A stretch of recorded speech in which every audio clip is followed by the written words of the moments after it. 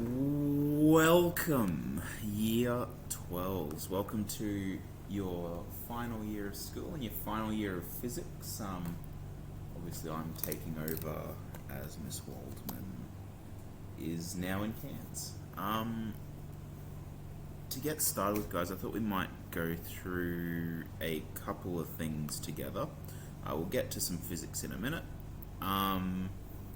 So I'm in OneNote here. I see a couple of people have already said that they can access the OneNote, which is fantastic. For those of you that can't, I'll quickly show you the easiest way. Ignore my gazillion tabs open. If you search MIS webmail,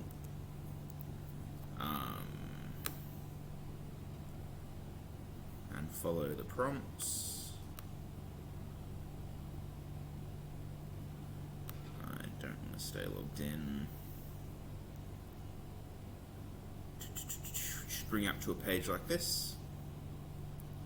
Click on the dots, click on OneNote, and I've shared the OneNote with everyone, I think. I hope I haven't missed anyone. And you won't have this many, I assume, but you should see 2022 Year 12 Physics from me. If you click on that, it'll bring up in the browser.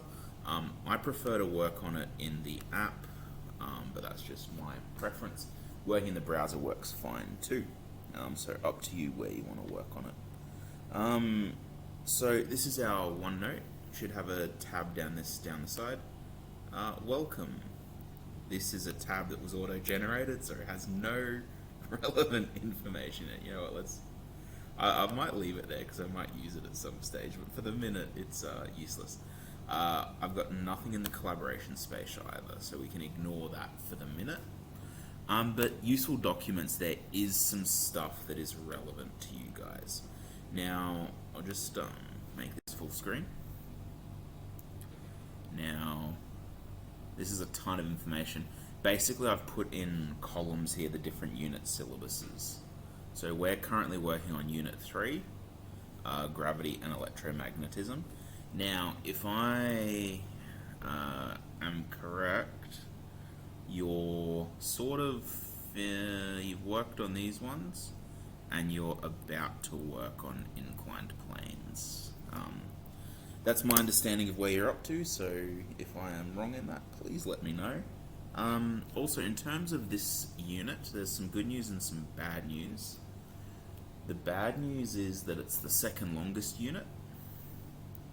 So if I zoom out, you can see that was all the content in Unit 1, Unit 2, Unit 3, Unit 4. I suppose the good news, obviously, is then that Unit 4 is the shortest. So altogether, we're a bit less content than in Year 11, which is good news. So if you're ever unsure about what specifically you should be doing, the syllabus is a really great touch point for you. You can go and have a look at all of the things you should be expected to do within projectile motion, for example, which is what we're going to be looking at together. So if you're all over projectile motion, you should be able to recall the horizontal and vertical components of a velocity vector are independent, apply vector analysis to horizontal and vertical components, solve problems involving projectile motion. Well, for being quite short, that's a very large dot point. And then I believe you've already done your mandatory prac for this, which is an experiment to determine the horizontal distance by shooting stuff out at various angles. And our important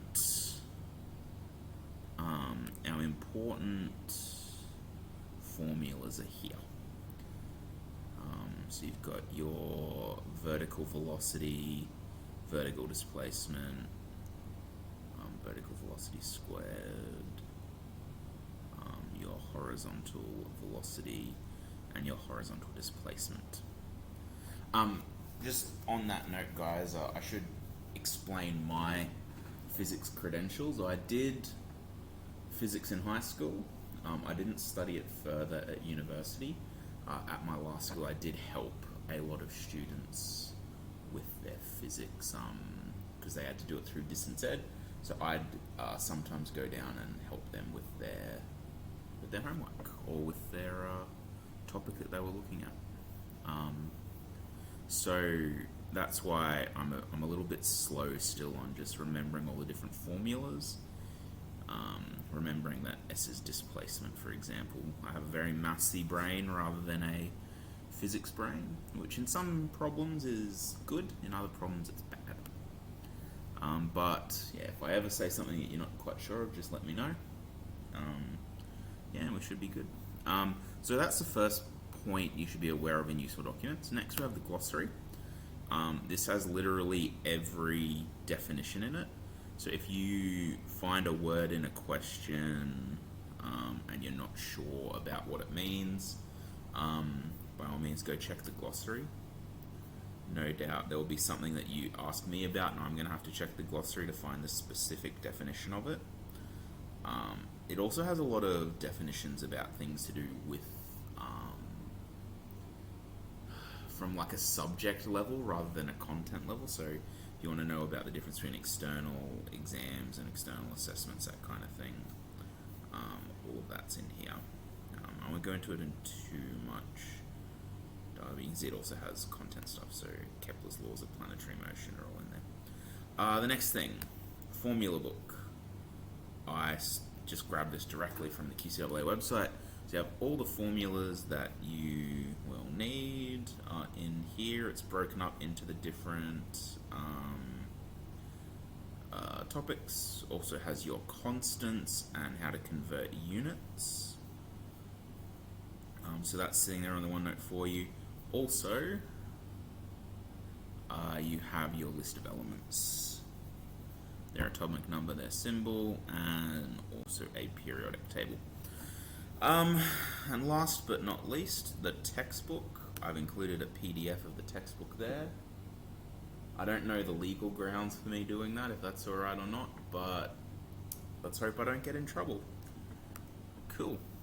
So let's have a look at the content for today, I suppose. We're going to be looking at some projectile motion. Now, the reason we're doing this is I'm pretty sure you should be all over this from last term. However, partially for myself, I haven't done this in ages, so it's good for me to go over it. And also, you've obviously just had a big long holiday, so it's probably good for you guys to go over it also. So what we're going to do today is I have got 2 questions from your textbook. So you've got a cannon firing into the ocean, and we also have a baseball being struck at angles of 60 and 30 degrees, and then we're going to go through those 2 situations together, and then we're just going to go through. You guys then are going to go through some review questions. I've highlighted the questions that I want you to have a go at.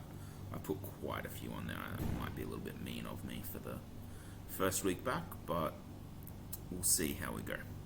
So the first thing I just wanted to plonk up here is the important formulas that you're going to need to know.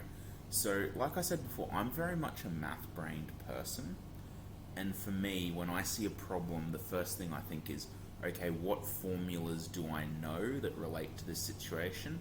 And what formulas do I know that will get me the answer that I need?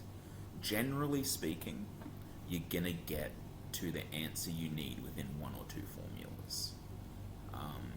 So it's all about understanding what each formula is and what it does.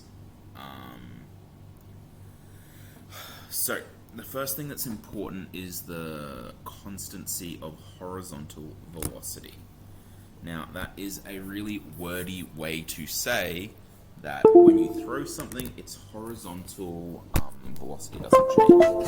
And if you think about it, that makes logical sense. When you kick a football, for example, there's no further horizontal force acting on that football. Oh, I'm in the wrong pen. So if you have your football, it gets kicked.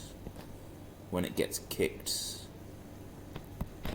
being kicked on a particular vector, of which that horizontal component will stay the same. The vertical component, however, does have that initial upwards velocity, but because of gravity, that velocity will change over time, eventually becoming negative, and the ball will end up hitting the ground. Okay. Next, you have the rule for what is the horizontal displacement. Pretty simple. The vertical and horizontal components of your initial velocity. I'm just going to, in a little bit clearer detail, show you why that is. If you have your initial vector there, say, and I want to find out what the... We've got u... geez, I'm having a mind blank here. uy and ux. And then you have your actual vector u. The reason why you get uy and ux is sine and cos is just to do with trigonometry. So opposite over hypotenuse. I should probably label my sides H, O, and A. We know that sine theta equals opposite over hypotenuse. Sorry, my pen's being even dodgier than normal, and my handwriting isn't quite that bad. So in this particular diagram, opposite is uy and hypotenuse is u.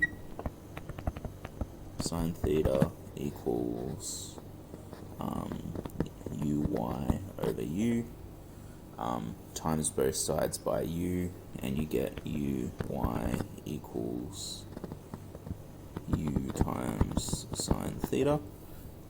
And we're going to get a very similar situation for ux, but it's going to be cos instead of sine. So let's quickly do that one too. Cos of theta equals adjacent over hypotenuse.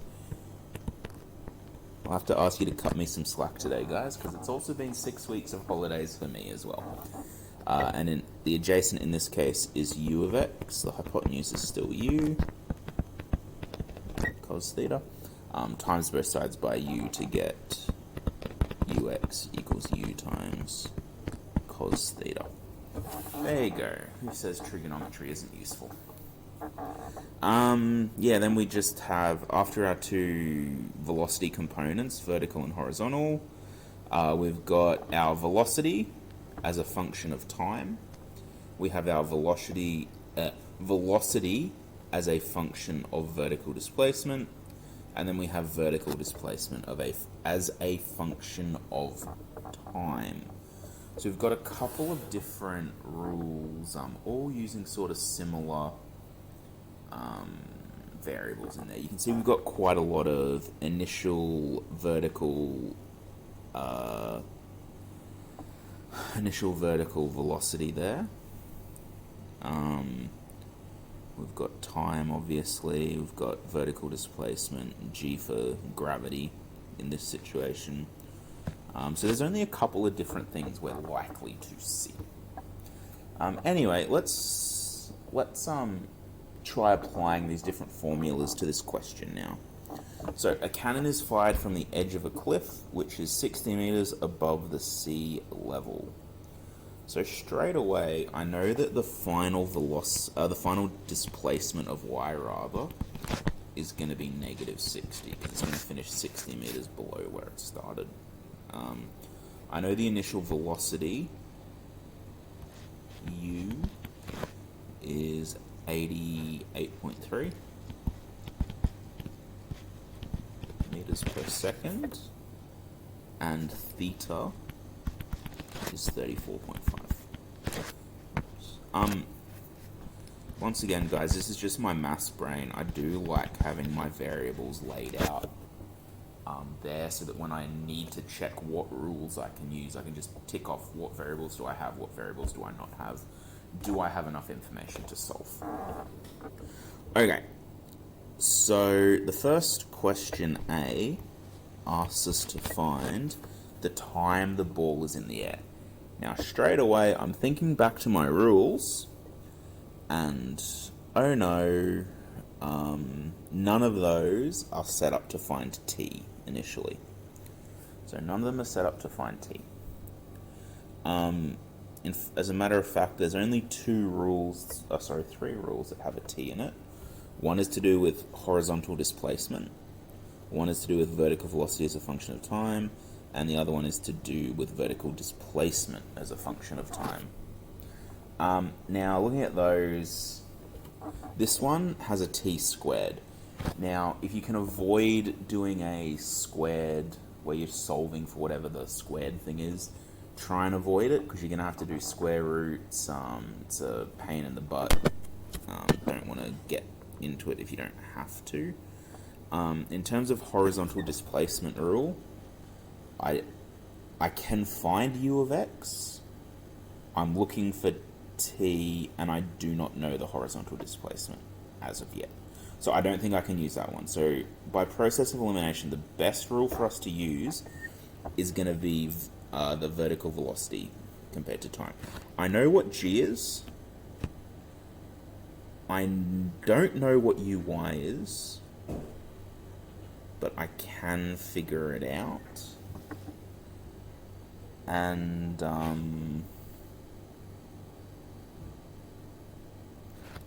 yeah, actually, let's to start with, let's find uv and ux, because that either way it's going to be helpful for us. So let's do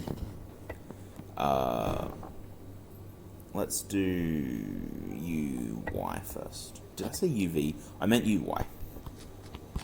Uy equals u sine theta. So uy equals, hello. No, I'm good, thanks. No, I'm not a big fan of those ones. No worries. Okay, so you've got uy equals 88.3 sine of 34.5. Now, I'll do that in my calculator. Now, if you are using your graphics calculator, particularly if you're in methods, do make sure that for this you are in degrees, not radians. Otherwise, you're going to get a funky answer. 34.5. So I got 50.01. Now, this is something I'm going to have to learn, guys. Now, I'm pretty sure, because in my question,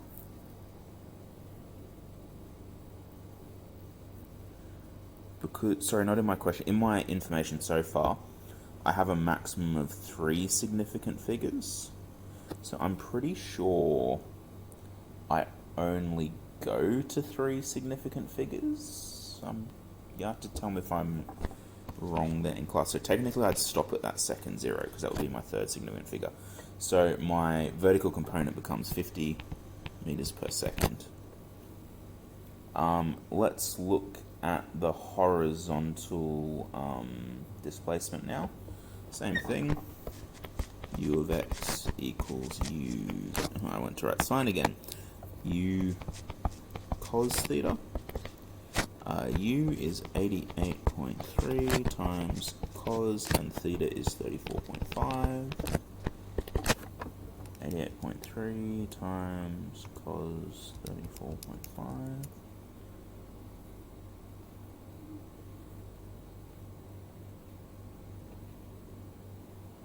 Oh, I got a very weird answer there, and the reason is I put a minus instead of a point in 88.3. 88.3 this time, times cos 34.5. 72.77. So going to 3 significant figures, that would become 72.8 meters per second.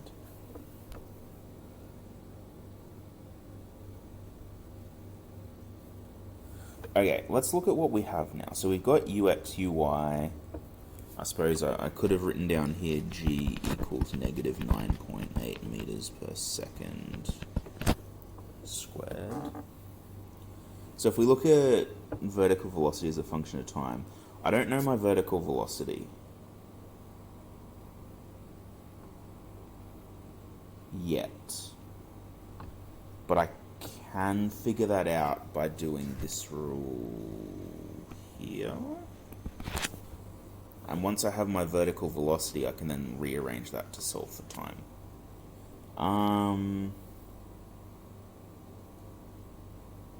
I could also go this way, because I know the displacement of y. I know the initial velocity of y. I don't know t, but I know g. So you could solve that one using factorization or a numeric solver on your graphics calculator. I might avoid that because I'm not sure if you all have graphics calculators and if you know how to use a numeric solver or not. So what we'll do is we'll use the Vy squared rule. And once we've got what Vy is, we can then solve this this vertical velocity as a function of time for our time. So let's do it. So,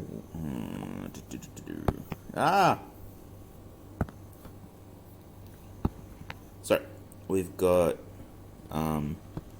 Vy squared equals Uy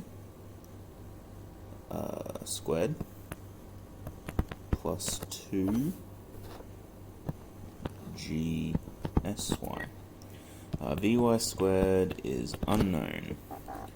The initial velocity of y, we said, was 50. 50 squared plus 2 times negative 9.8 times, and then my displacement of y was negative 60.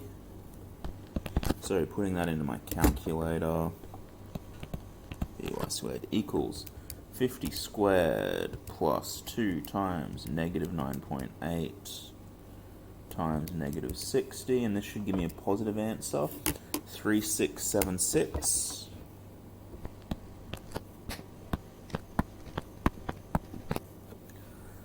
Of course, I don't care about what Vy squared is. I want to know what Vy is, so I'll square root both sides, if my pen wants to let me. There we go. So Vy will be the square root of 3676. And let's put that in. The square root of answer 60.63. So 3 significant figures, 60.6 roughly. Now, always be aware that when you square root, there's 2 possible answers, plus or minus. So it becomes plus or minus 60 point, what did I say? 60.6, sorry. We cut the 3 off. MS negative 1. Now, let's consider this in context of the task. Vy means the terminal velocity in the vertical direction. Now, let's consider our problem here. We have a cannon firing a ball, and the terminal velocity happens over here. And the velocity will very definitely be negative at that point because the ball is traveling down. It's no longer traveling up. So we can ignore the positive version of that velocity and say, well, the velocity has to be negative. Always watch out for that one, guys. Okay, so now we know what Vy is. Let's use that other rule. So Vy equals Uy plus GT. So we know that Vy equals Uy plus GT.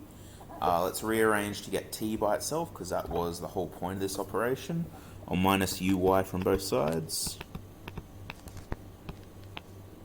GT equals Vy minus Uy.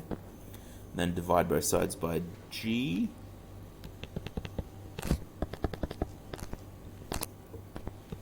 My time is going to be equal to my final velocity minus my initial velocity in the y direction divided by gravity. So Vy we figured out was negative 60.6 minus Uy we figured out was 50 divided by g, which is 9.8. And if I put that into my calculator, in your calculator, remember to put the top in brackets so that you don't get a silly error. 60.6 minus 50 divided by 9.8. 1 point... oh, whoops. What have I forgotten there, guys? I forgot that gravity is negative 9.8. Let me just fix that up.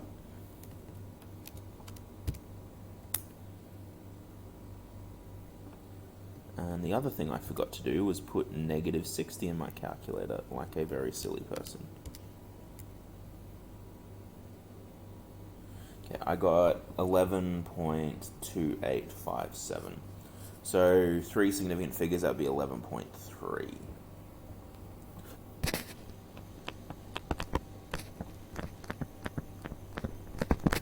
So, according to the maths, that cannon, when it fires its ball up, has to go up, and then,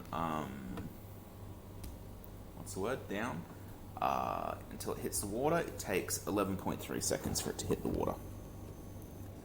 Okay, B, find the impact velocity. Have we accidentally already done that? No, we haven't.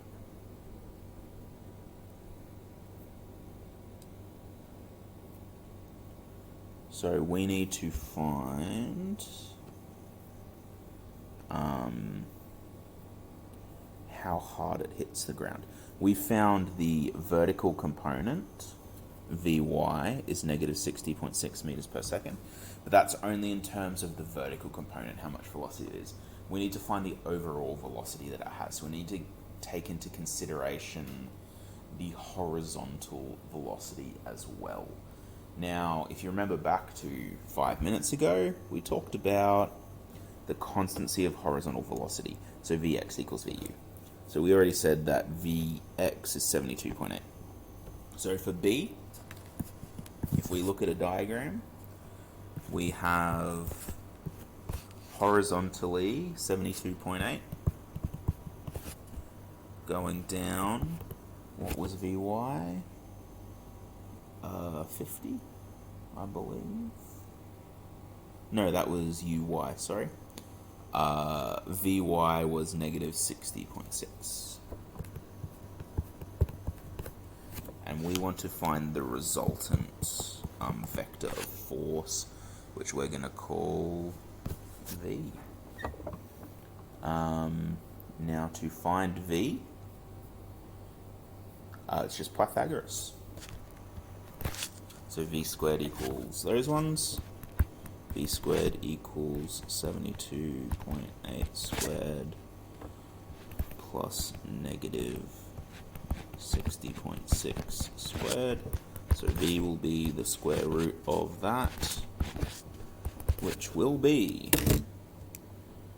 the square root of 72.8 squared plus negative 60.6 squared.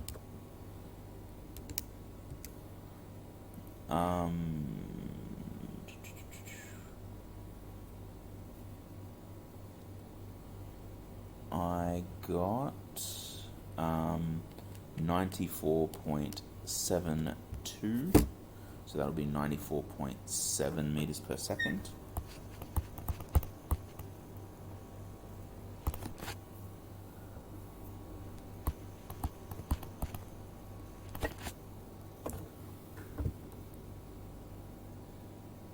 Now, you're going to have to help me out with this, guys.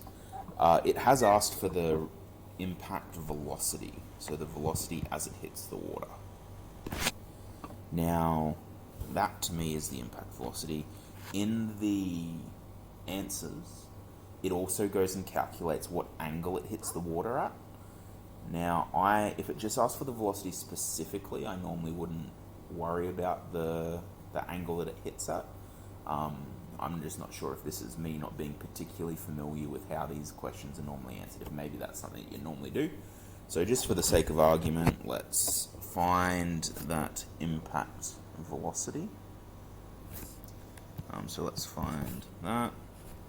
And we're just going to use tan to do that. So we know that tan theta equals opposite over adjacent, so negative 60.6 over 72.8, which if we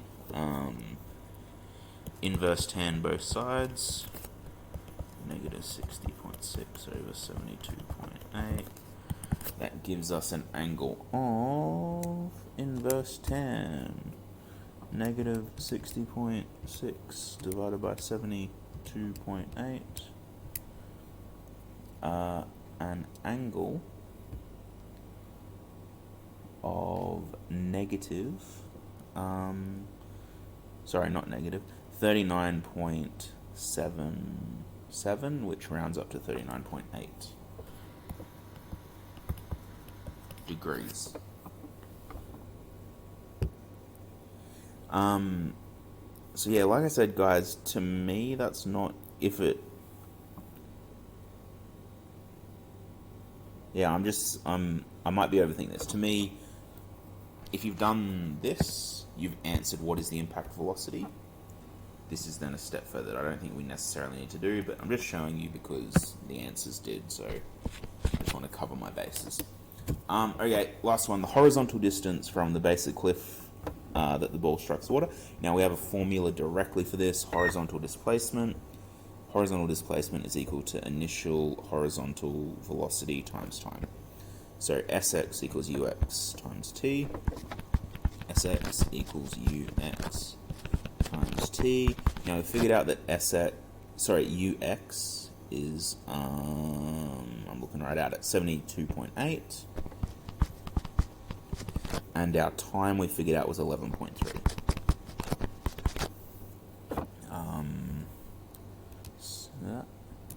72.8 times 11.3. Oh my goodness, sorry, I've done it again. I keep on pressing negative instead of decimal point. I got 882.64, so 3 significant figures, I'll become 823. And we're working in meters. Okay. I'm hoping that made sense, guys. I'm hoping that's ringing a bell from what you did last term. If not, drop me an email, let me know what you're not sure of.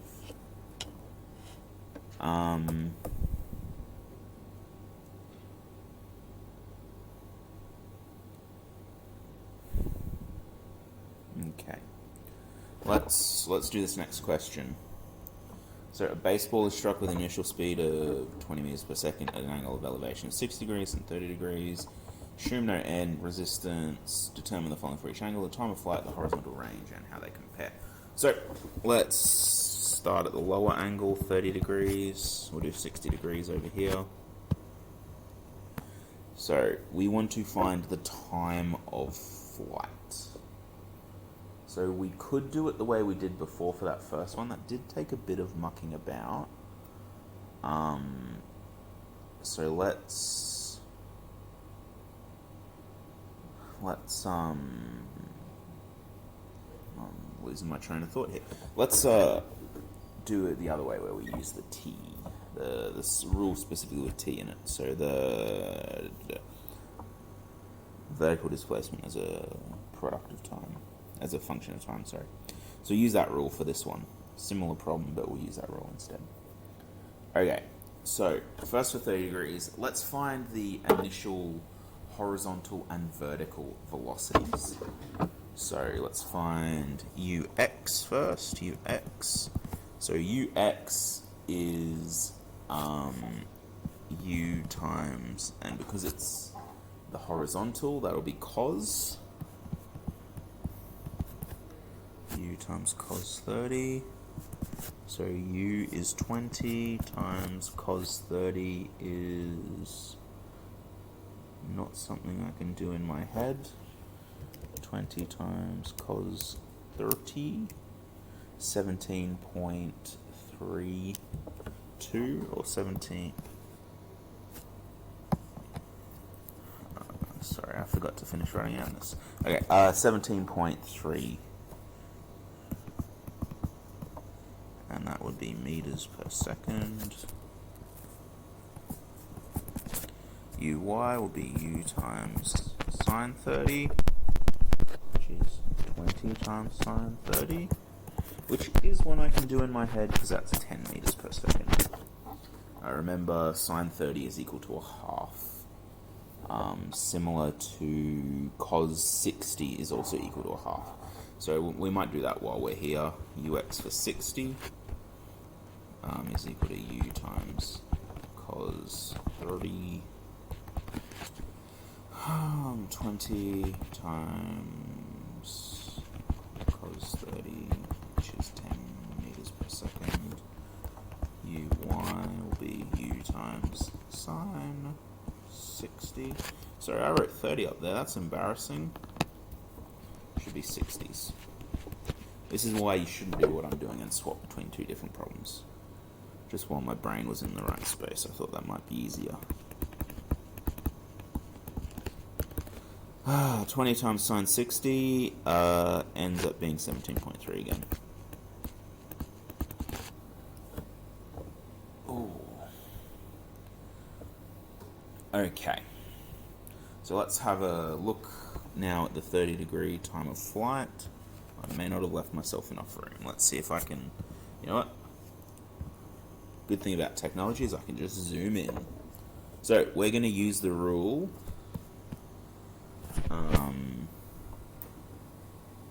SY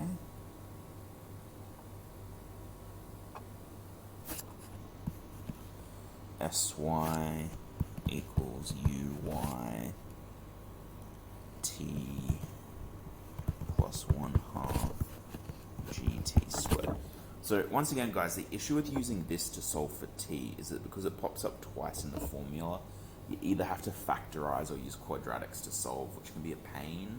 And it's not something you want to do unless you have to. So, for us, vertical displacement. The vertical displacement will be 0 because we're assuming the baseball was struck from the ground, and the horizontal distance traveled will be then calculated, and the time of flight as well will be calculated from when it then hits the ground again. It's actually kind of an interesting assumption that it's hit from the ground, because it probably isn't if it's a general baseball, but maybe it's on like a tee or something. Anyway, so the final displacement vertical is 0. Uy, we said was 10.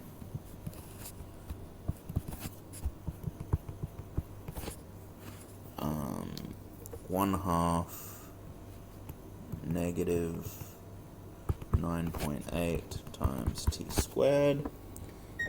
What I'll do is I'll factorize out t.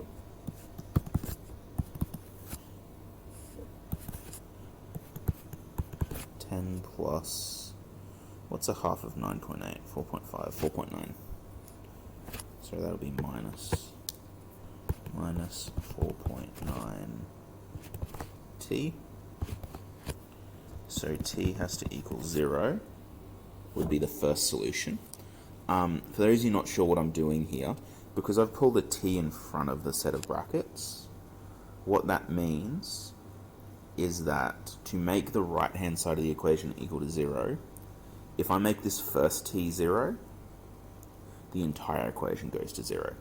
If I make inside the bracket 0, the entire equation goes to 0 as well.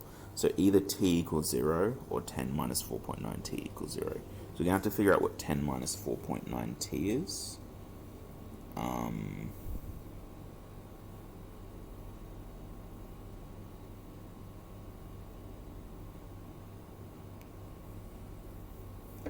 So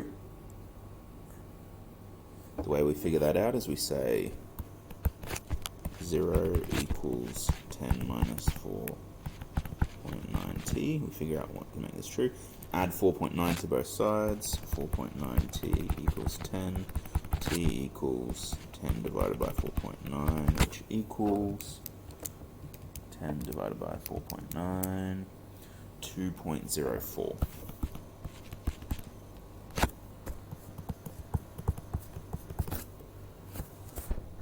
Seconds.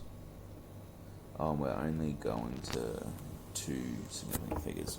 So that would be 2 seconds. So we know that t equals 0 is not the total fly time. That's a, what's the word? Silly answer. So t is going to equal 2 seconds. So that was A. That was A. Now for B, the horizontal range. We need to find our horizontal displacement. Sx equals uxt. Sx equals uxt. Ux is 17.3. T is 2 equals 34.6 meters. So if you hit a baseball at 30 degrees from the ground, it will be in the air for 2 seconds and travel 34.6 meters. Excuse me, I'm a bit hiccupy. Next one, let's have a look at doing the same thing but for 60-degree values now. So I have a bit more room over here. Sy equals uyt plus 1/2 gt squared. Once again, we know a lot of these values. The vertical displacement is going to be 0 because it's going to hit the ground. Uy for this one is 17.3 t plus half of gravity, so half of 9.8 is 4.9, negative 4.9. Once again, we'll factorize out t, so take a factor of t away from 17.3t, comes out the front, we get 17.3 left over. Pull a factor of t out of negative 4.9t squared, and you get left with negative 4.9t. Okay, so t equals 0 or, so the first t gives us 0, the next t, let's just do a little bit of quick maths, 0 equals 17.3 minus 4.9t, add 4.9t to both sides, and then divide both sides by 4.9, t equals 17.3 divided by 9, so this should be a bit of a bigger number than the 30-degree one. Oh my goodness, again, I don't know why. My stupid fingers, I pressed minus instead of decimal point. 3.53 seconds, which would be 3.5 seconds. Rounding.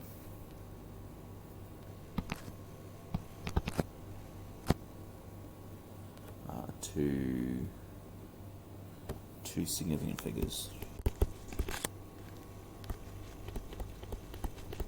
And so that'll obviously be our answer, 3.5 seconds.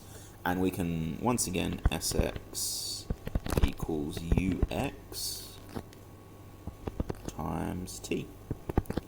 Ux is 10, T is 3.5.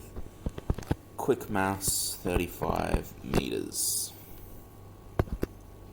So, how they compare, hitting it at 60 degrees gives you about 0.4 of a meter extra, but you also get a lot more air time. There you go. Okay, guys, I'm hoping that made sense. If not, sucks to be you. I'm kidding. Send me an email and I'll try and explain why I did what I did. Or, actually, alternate idea. Guys, I'm full of great ideas today. What I want you to do, can you go to the collaboration space? And it's currently called using the collaboration space. Let's, can I, okay. I had it for a second. Rename. is my... There it is. Term 1. Okay, what we'll do is I'll add a page to this.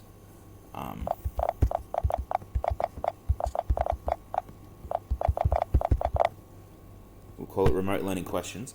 If you have something you're not sure about, can you just type it in there? Like maybe say what the issue was. And then that way, not only can I answer it, other people will also have a chance to answer it. Or if you might see someone else has already put up the question that you had, and it saves me responding to 10 different emails because I explained something poorly the first time. What I might also do is add another page. No. I'm getting ahead of myself. That was silly. I'm gone mad with power. Okay. Okay. The rest of what I want you to do today, guys, is have a crack at these revision questions I've put here. So this comes from your textbook. You can check the answers in the back of the textbook, I think. I'm pretty sure, at least. So this is a bunch of vector, linear motion type questions. The first page, I've highlighted a couple for you to do just because they're multi-choice. They should be real easy. And then on the next page, also the non-multi-choice question, I want you to do question 9, question 10, 14, 17, 19, and 21. So they shouldn't be too involved. But once again, 19 and 21 should be reasonably difficult, actually. They're 3-star questions. What I want you guys to do, have a go at those. If you get stuck on one, do you want to just type up in that collaboration space, I'm stuck on question 14. I can't find the answer for B, for example. And if you do that, I'll check the questions on there and I can then go and do a work solution or whatever if you're really stuck. Righto, guys. How long did that go for? I'm not even sure. My voice is pretty sore, so I've been talking a while. Where are we? 47 minutes! Oh my god. Wow. I need to take a break. Righto, guys. I hope that was helpful. Let me know how you go, and I'll catch you later.